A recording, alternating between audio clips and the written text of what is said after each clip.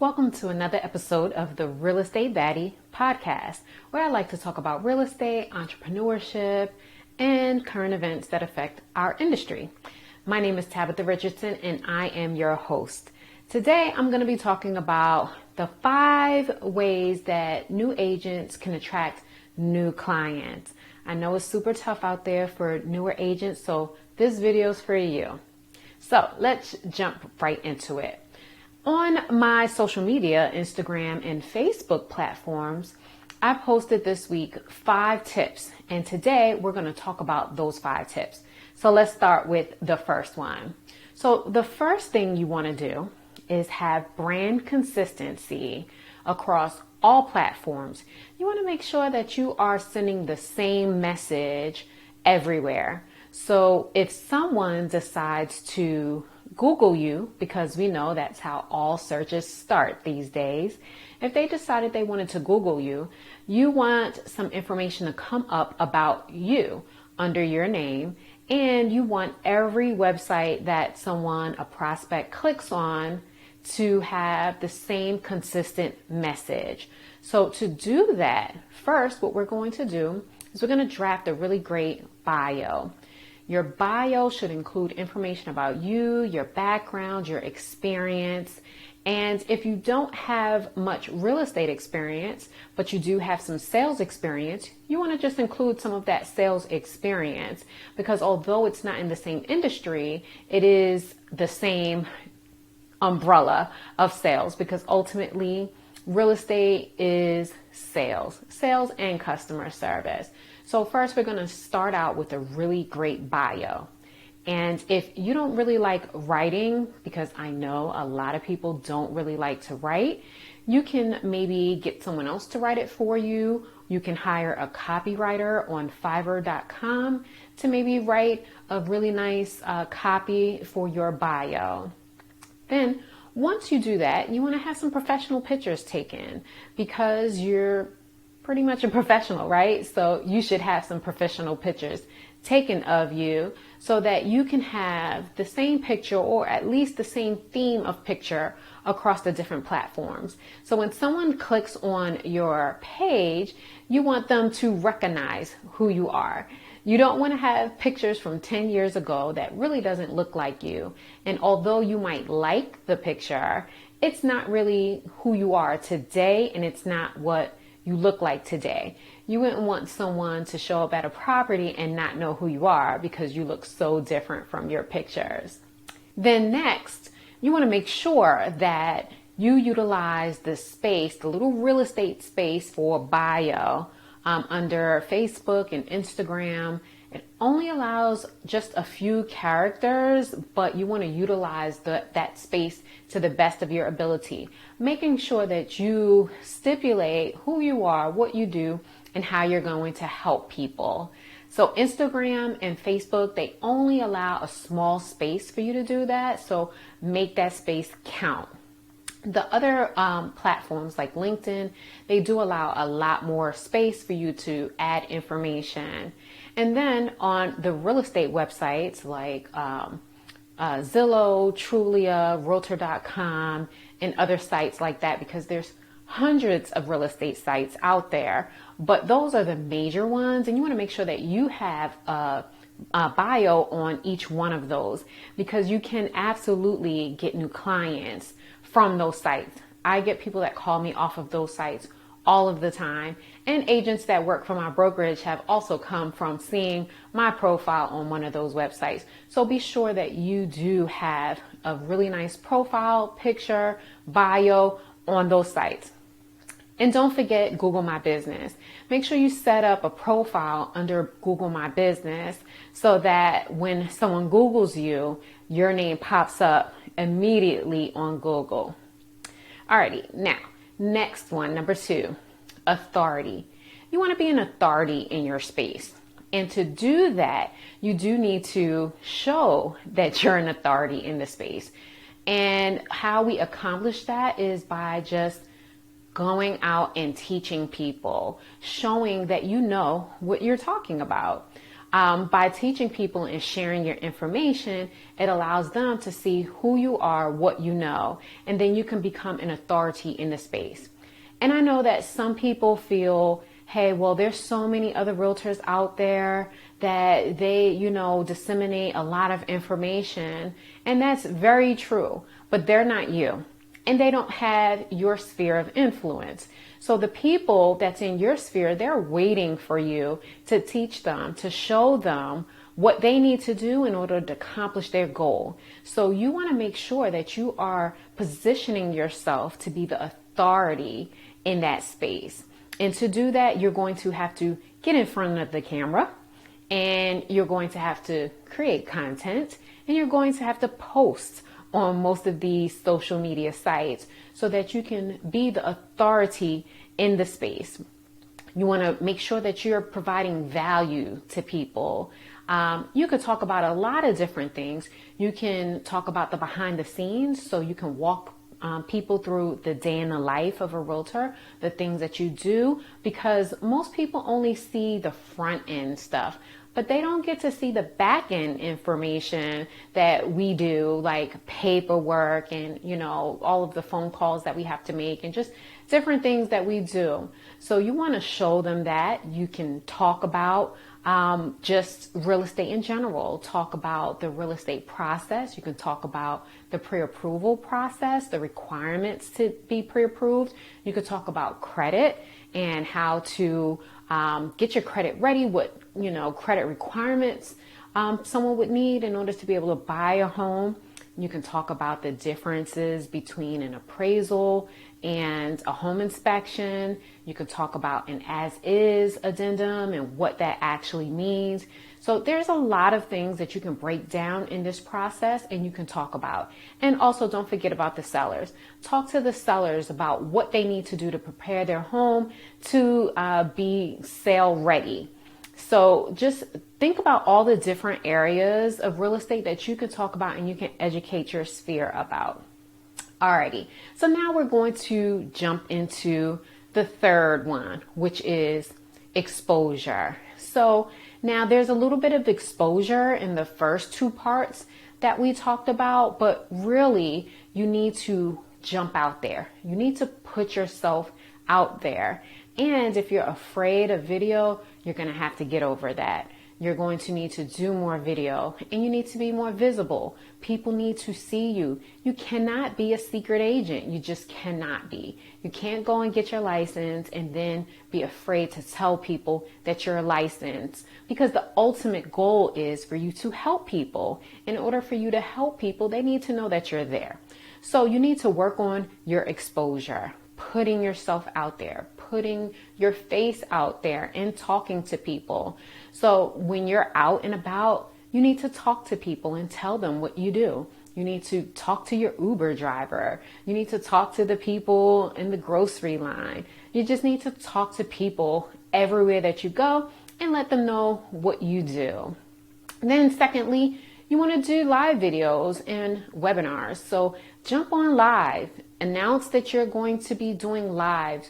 You can do weekly lives and just talk about real estate and answer questions. It's a great Q&A time to talk to people. I used to do one weekly, a weekly live session where I just do Q&A and I'll bring different topics to the forefront, and people began to expect that my live was going to be Saturday mornings at 10 a.m.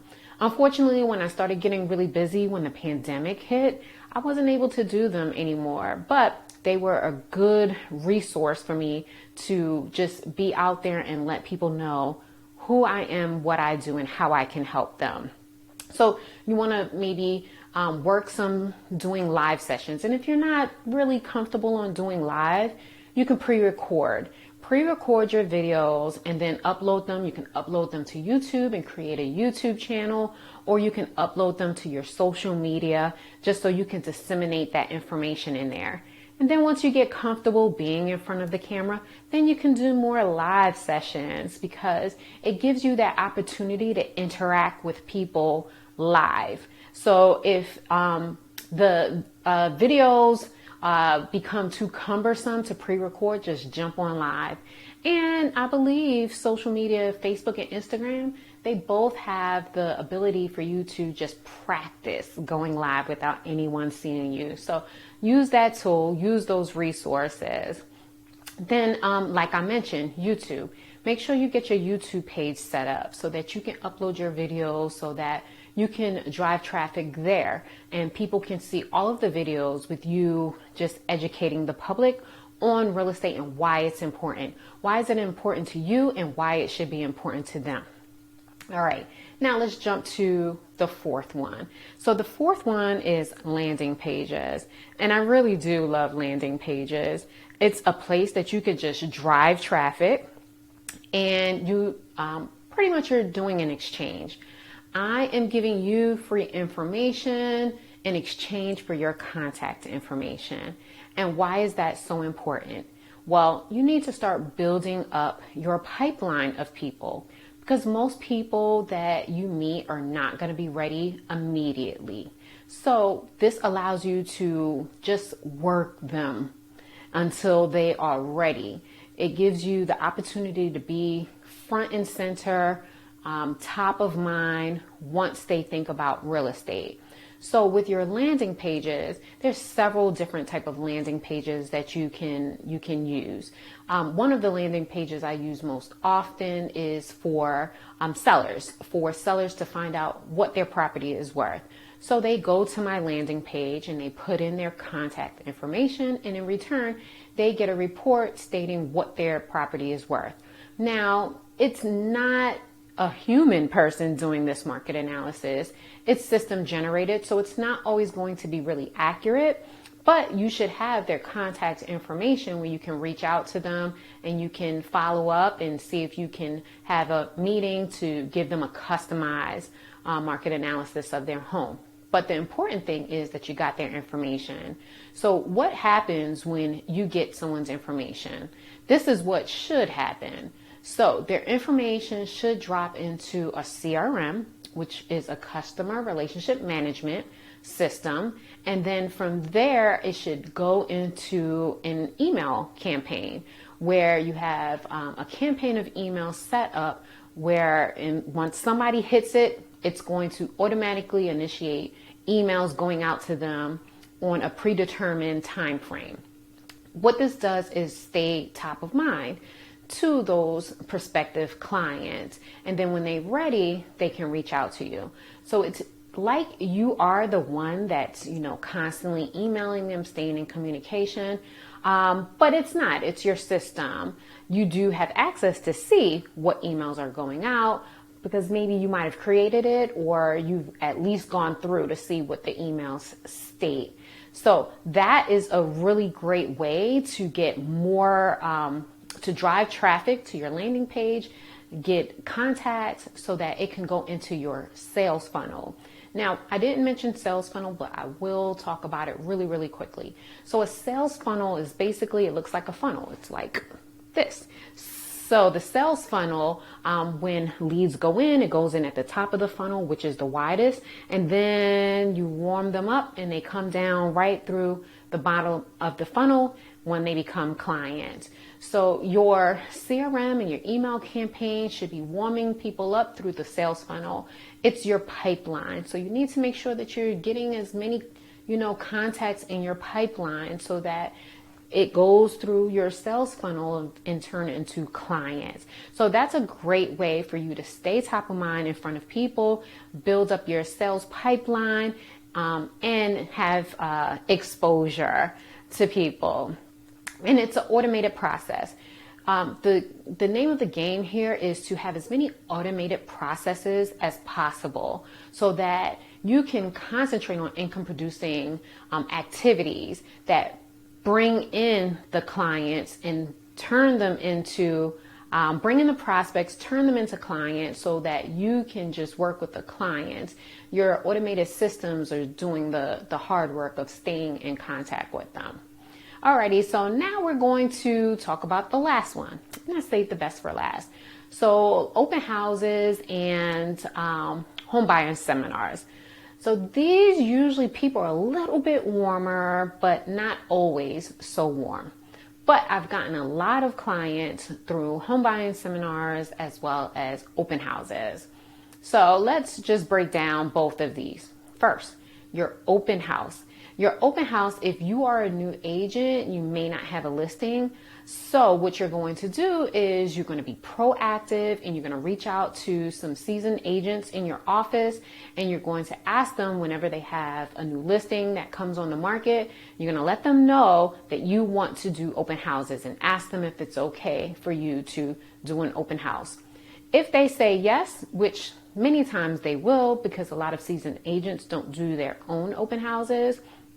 But if they say yes, this is going to be a great opportunity for you to be able to market a listing as if it were your own. You are going to do a good open house, and maybe I'll do another video on doing a great open house and all of the things that you should do to drive traffic to your open house. But this doing an open house, and I know it's COVID right now, so it's like, it depends on what's going on at the time that you're watching this video, if it's a good time to do an open house or not. But it gives you that face-to-face time with people to be able to talk to them when they come into the open house. This gives you that personable feel. And sometimes people come in and they do already have realtors, but a lot of times these people that come to the open houses do not have a realtor. They may have just decided that they are interested in buying a house, or maybe they have a timeline of in a few months they want to buy a house, and they're just doing research, looking at houses. But it's your opportunity to find out what their motivation is and see how you can help.